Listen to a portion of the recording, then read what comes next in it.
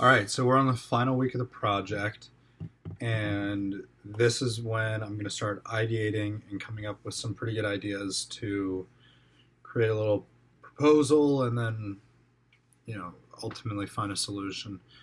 So, what I did want to update you on before I go into the ideation process is that I conducted one last empathy interview to really just figure out my bearings and make sure that I'm going in the right direction. I've done 4 empathy interviews, not a ton, but with the topic of healthcare and discussing whether or not people have been taking advantage of the system or if people are taking advantage of the system. It's kind of a touchy subject because everyone has their own opinion, and it's very polarizing when something comes up. So the first 3 were, all about building what I thought was the big problem and then just reinforcing. So the first person I talked to was my uncle, and he told me all about his father who passed away, and he believed that the doctors didn't do the right thing, didn't use the right medicine, whatever it was. And then I had an empathy interview with you, Mr. Iman, Professor Iman, and you told me about your dad, and thank you for those insights. It was really great. That was a great conversation, mainly because I began to understand what role emotions play in healthcare.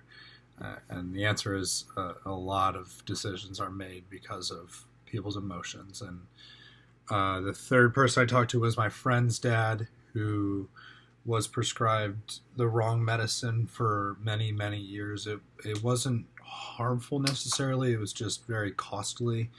And it just annoyed the family to no end because they were willing to pay for this medicine, but it never helped. It didn't do anything.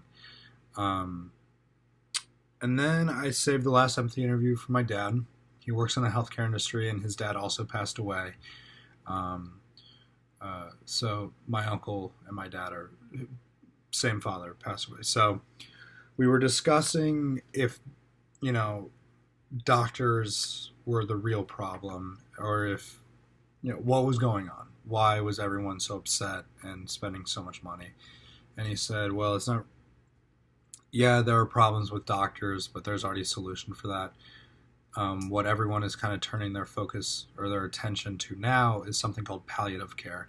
And palliative care is essentially a specialized form of medicine to take care of people who are within the last few days of their few days, months, weeks, years of their life. It really is hard to tell.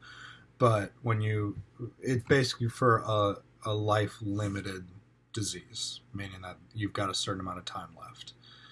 So it's said that it's proven that in